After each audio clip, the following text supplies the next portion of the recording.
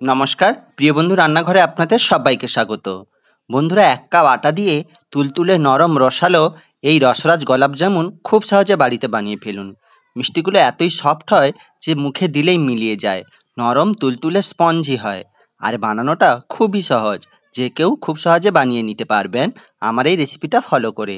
তার জন্য এখানে নিয়ে নিয়েছি 1 কাপ আটা।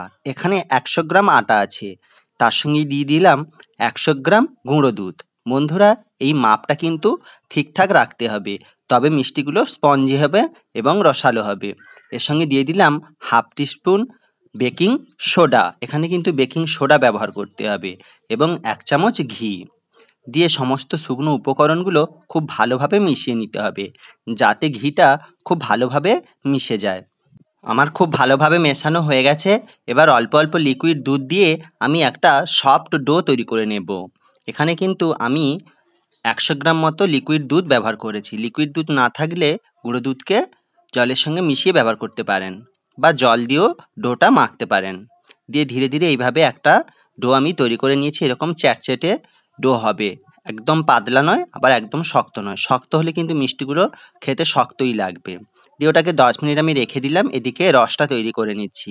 এখানেই দিয়ে দিয়েছি 300 গ্রাম চিনি এবং 300 গ্রাম জল, মানে যতটা পরিমাণ চিনি ততটা পরিমাণ জল নিয়েছি। নিয়ে এটাকে খুব ভালো করে আমি মিশিয়ে নিচ্ছি। রসটা ভালো করে ফুটে উঠেছে দেখুন। এবার এর মধ্যে আমি দিয়ে দিলাম অল্প একটু লেবুর রস, যাতে চিনির মধ্যে থাকা নোংরাগুলো কেটে যায়। একদম রসটা দেখুন কাঁচের মতো পরিষ্কার হয়ে গেছে। এবার এটাকে আমি ফুটতে দেব। তার জন্য গন্ধের জন্য এখানে ব্যবহার করেছি 2টো ছোট এলাচ। দিয়ে ওটাকে ফুটতে দিলাম গ্যাসের আঁচ কমিয়ে।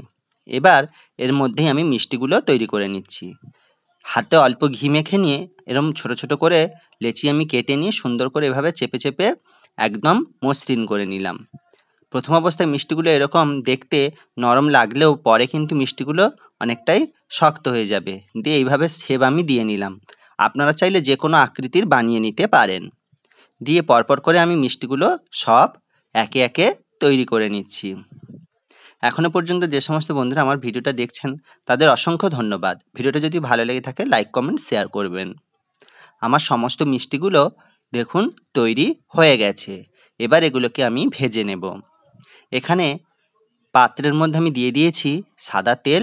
একদম লো থেকে মিডিয়াম হিটে গরম করেছি। তেলটা কিন্তু খুব বেশি হিট হলে মিষ্টিগুলো খুব সহজেই লাল হয়ে যাবে এবং পুড়ে যাবে। দিয়ে একে একে সব মিষ্টিগুলো দিয়ে দিলাম। দেখুন মিষ্টিগুলো ধীরে ধীরে কতটা ফুলে উঠেছে। এভাবে মিষ্টিগুলোকে উল্টে পাল্টে নিতে হবে ঘন ঘন, না হলে কিন্তু একদিকের কালারটা বেশি হয়ে যেতে পারে। এইভাবে লো থেকে মিডিয়াম হিটে আমি পরপর করে মিষ্টিগুলোকে খুব সুন্দর করে ভেজে নিচ্ছি। একদম মালপোয়ার মতো এগুলো ফুলে উঠেছে দেখুন, গোল গোল হয়ে। আর দেখতেও কত সুন্দর লাগছে। গোলাপ জামুনের মতো কালার করে নিয়ে আমি মিষ্টিগুলোকে নামিয়ে অল্প বিস্তর ঠান্ডা করে নেব। রসের গ্যাসের আঁচটা বাড়িয়ে দিয়ে আমি ভেজে রাখা মিষ্টিগুলো ওর মধ্যে দিয়ে দেব। এক এক করে সমস্ত মিষ্টিগুলো ওর মধ্যে আমি দিয়ে দিলাম।